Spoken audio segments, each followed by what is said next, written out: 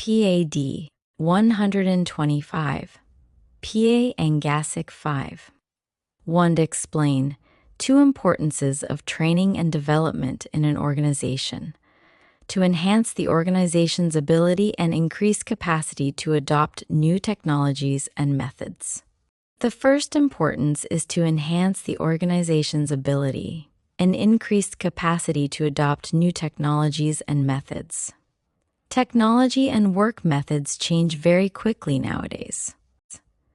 Ongoing training helps current employees learn new skills so they can adjust to these rapidly changing job requirements.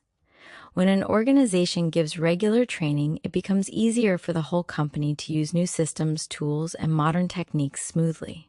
For example, in Malaysia, the government created an online learning platform called ePembelajaran Sektor Awam. The National Institute of Public Administration uses this system to encourage Malaysian public servants to use information and communications technology.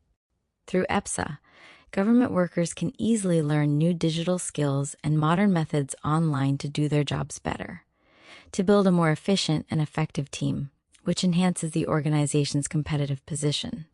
The second importance is to build a more efficient and effective team, which enhances the organization's competitive position.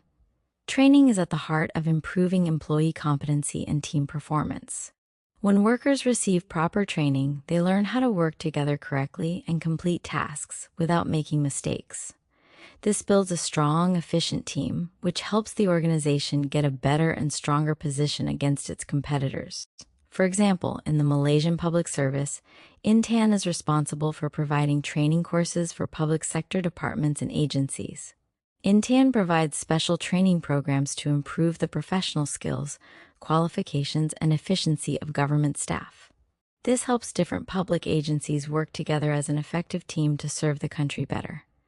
2. Describe 3 levels of training needs analysis. Organizational analysis.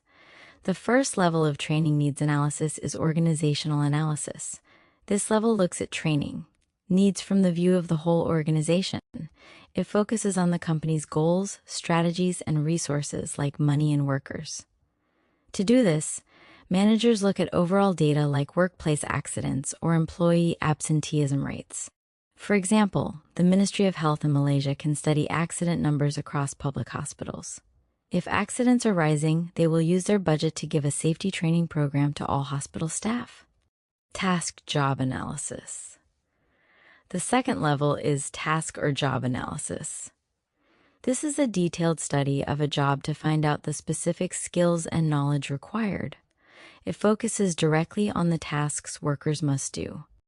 To find these needs, organizations check data like job descriptions, job specifications, and lists of duties. For example, the Public Service Department in Malaysia studies the official duties of administrative officers. This analysis helps JPA design the correct training lessons for new workers in the Mindset Transformation Program. Person analysis. The last level of training needs analysis is person analysis. This level focuses on current employees to find the specific individuals who need training. This is important so the company does not waste time training workers who already know the job. Managers use performance appraisal information and supervisor observations to find these people. For example, a supervisor in a Malaysian government office checks a clerk's annual performance review.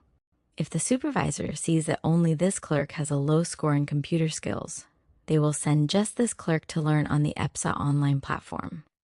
3. Explain 2 steps in the employee training and development process. Determine specific T&D needs. The first step in the process is to determine specific T&D needs. This step helps organizations determine whether training is necessary. Managers find these specific needs by conducting analysis on 3 levels: organizational analysis, task job analysis, and person analysis. These analyses provide answers to who needs to be trained and what kind of knowledge, skills, and abilities the employees need.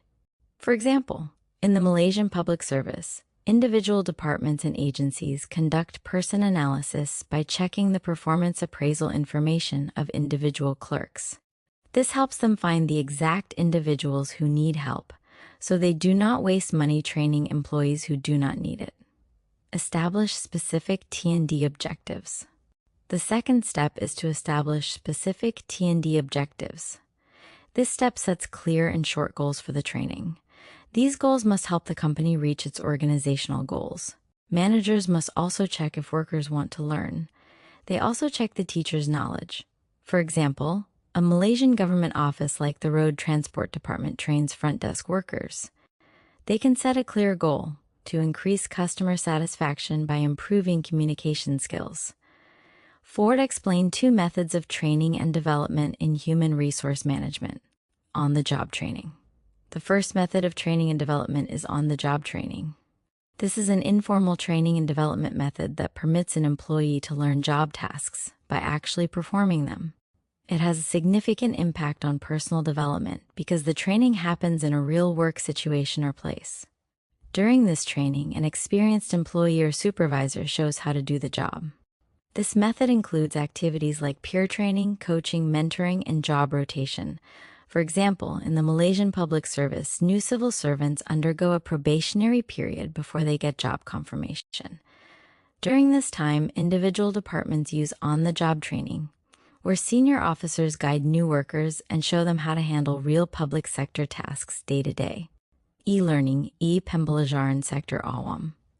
The second method of training and development is e-learning, e-pembelajaran sektor awam. E-learning covers a wide variety of electronic applications such as web-based learning, computer-based training, and social networks. It includes the delivery of content via the internet, intranets, DVDs, and mobile devices, which offers many learning opportunities. This method is highly effective because it allows employees to learn at their own pace using information and communications technology. A concrete example in Malaysia is e-pembelajaran sektor awam, which is an online learning opportunity initiated by the Malaysian government. The National Institute of Public Administration is mandated to encourage the usage of ICT among public servants through this platform for lifelong learning. EPSA offers courses such as Value and Ethics, Creative Thinking, and Effective Communication. Thinking and Effective Communication. 5 discuss 2 metrics for evaluating training and development. Participants' opinion. The first metric for evaluating training and development is the participant's opinion. This metric measures the reactions by trainees to the training content and process. It is a simple way to find out if the employees liked the training program, if they found the instructor helpful, and if they felt the materials were useful for their job. This information is usually collected right after the training ends by asking the workers to fill out feedback forms or satisfaction surveys. For example, when Malaysian civil servants finish a mandatory course under the Mindset Transformation Program, the Public Service Department will hand out evaluation forms. The participants will write their opinions on the training layout, the topics covered, and the food or facilities provided during the course to help JPA improve future sessions. Extent of learning. The second metric for evaluating training and development is the extent of learning. This metric measures the actual knowledge acquired by the employees through the training experience. Instead of just asking if the trainees liked the class, this metric tests if they truly understood and remembered the facts, rules, or skills taught. To measure the extent of learning, organizations often use a pre-test before the training begins and a post-test after the training ends to see the clear difference in knowledge. For example, when government workers complete an online ICT course on the e-pembelajaran sektor awam platform, they cannot just finish the videos. They must pass a digital post-test quiz at the end of the module. This online quiz score shows the National Institute of Public Administration the exact extent of learning achieved by the public servant.